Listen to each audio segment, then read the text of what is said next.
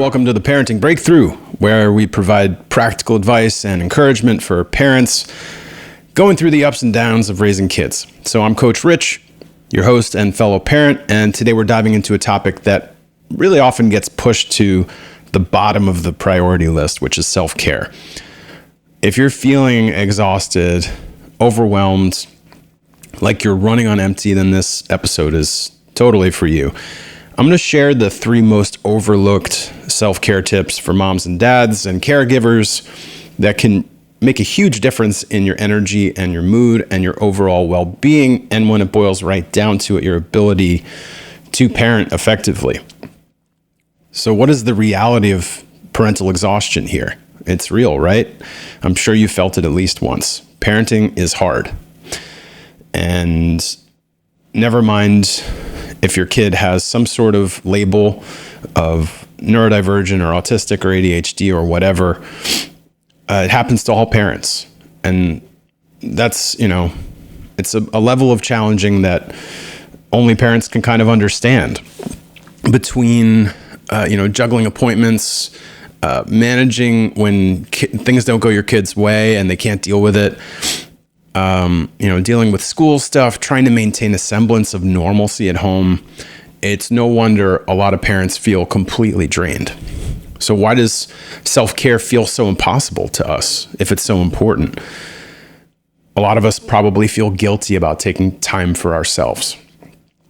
And a lot of us might think that self-care means a spa day or like a long vacation, which feels totally out of reach. And you might not know where to start when self-care seems like something so big.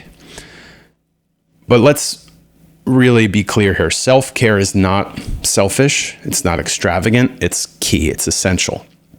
You cannot pour from an empty cup, and taking care of yourself is one of the best ways to take care of your family. So let's walk through some self-care tips that a lot of people overlook in lieu of vacations and spa days. First one I want to mention is micro breaks. So what's a micro break? It's just a short, intentional pause throughout your day to just recharge. And these can be as brief as 1 to 5 minutes, and they don't require any tools or planning or money or anything, right? So here are some examples of micro breaks. Stepping outside for a few deep breaths. Closing your eyes and doing a quick body scan just to release tension. Listening to your favorite song. Pulling up a comedy clip, right? A sip of a cup of tea or coffee and actually savoring it. Closing your eyes and enjoying it. Yeah, that first cup of coffee in the morning is often utility and medicine for us, but maybe taking a moment to actually taste it, that would make a huge difference for a lot of us. So why do these micro breaks help us? Well, they help reset your nervous system and prevent some burnout. Even a brief pause can improve focus, reduce stress, and boost your mood. And the best time to do these is when you're transitioning from one thing to the next, right? So let's say your kids are at school, you've been working all day, and now you got to dart out of the house and pick them up. Well, 30 seconds between ending work and hitting the road to pick up your kids will allow you to move into that next phase of the day with more intention and with a fuller tank. So, schedule it or set a timer on your phone just to remind yourself to take a micro break every 1 or 2 hours. Even if you're in the middle of a hectic day, 1 minute can make a huge difference. So let's move on to self-care tip number 2, setting emotional boundaries. What do I mean by that? Well, this is about protecting your mental and emotional energy by clearly defining what you're willing to take on. This means saying no to things. This means delegating tasks. This means limiting interactions with people who drain your energy. Why do we overlook this? Well, a lot of us feel obligated to say yes to everything. And there's that saying, if you want to get something done, ask a busy person. Well, we're busy enough. So learning to say no when we just really can't handle it is a great thing to do. It's a gift to ourselves.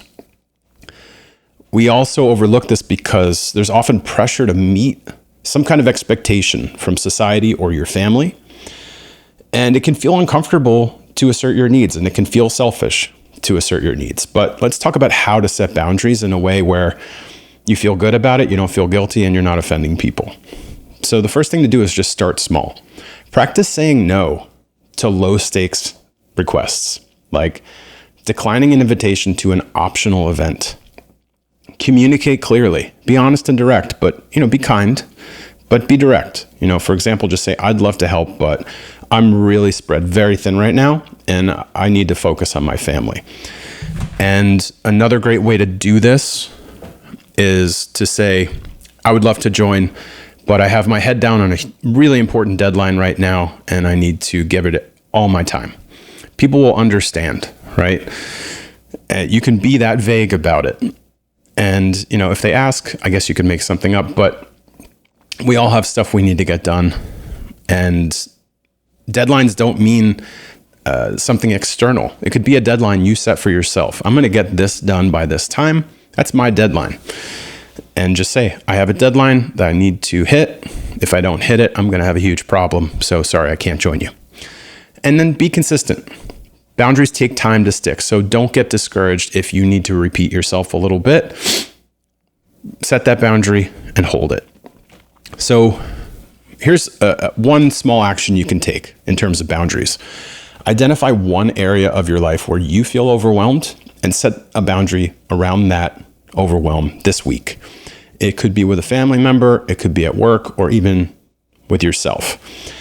And just an important reminder here, a boundary, when we set it, shouldn't require the other person to do anything, right? A boundary is something we're going to do. Okay, so for example, if you're catching up with someone on the phone, a friend, a family member, you can let them know about your boundary and just say, hey, I just want to let you know, you can feel free to invite me to stuff over the next couple months, but I've had a lot of things come up and I have a big deadline, and so I will probably say no.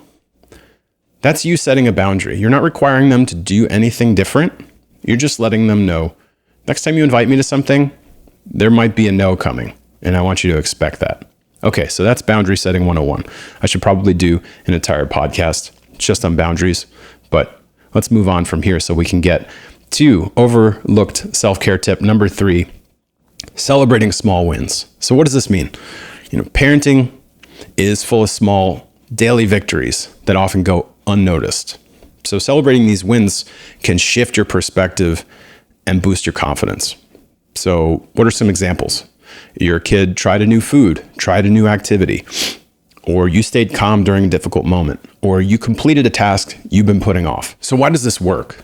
Well, celebrating little wins activates a reward center in your brain and releases some feel-good chemicals like dopamine. So it reinforces a positive mindset and helps you feel more accomplished. So how do we do this in a proactive way that doesn't feel overwhelming? Well, we could write down one small win every day in a journal. Or something some people like to do is a gratitude jar, right? You have little slips of paper and a big jar. At the end of the day, you write one thing on that, on a little piece of paper, drop it in the jar. Over time, you start to see that jar fill up, which lets you see the cumulative progress and the cumulative level of gratitude. These little movements toward seeing what's going well help us focus and see more of what's going well. It's like a 1 degree shift every single day that moves us closer and closer to feeling more grateful throughout the day, every day. Another way you could do this is share the win with a supportive friend or a partner. You could actually have a little bit of a gratitude exchange with people. Say to a friend, hey, I'm going to end each day texting you one thing that went well for me today, and I'd like you to do the same. And having this accountability friend will help you stay on track with it. Treat yourself to something small, like a favorite snack or a quiet moment to relax, and be proactive about that moment of gratitude every single day. So take action on this. This is not theory. This is practice. Take 1 minute to reflect on something that went well. You can do sticky notes and stick them on the fridge and watch them build up there. Whatever you think is going to work for you. And just record these moments. Let's talk about overcoming barriers to self-care. Common barriers would be guilt or time or overwhelm. So addressing the guilt, just remember you're modeling self-care for your child, right? When they see you taking care of yourself, they're going to understand that that's an important thing for them to learn to do too. Time. Don't worry about time. Start small. This does not have to be something where you take a whole day. 1 minute can make a difference. And don't get overwhelmed with it. Just focus on one thing at a time to avoid feeling paralyzed by the weight and the size of this task. It doesn't have to be big. Just, again, make those tiny little movements toward gratitude. Self-care is not about perfection. It's about progress. The more you integrate this little practice into your life, the more resilient and energized you're going to feel. Thank you so much for joining me on today's episode of the Parenting Breakthrough. Remember, self-care doesn't have to be complicated or time-consuming. Just taking micro breaks, setting emotional boundaries, celebrating small wins. It's going to help you reclaim some energy and some hope and show up as the parent you need to be. If you found this episode helpful, please share it with a fellow parent. Don't forget to subscribe so you don't miss future episodes. Till next time, take care of yourself because you deserve it, and I'll see you in the next episode.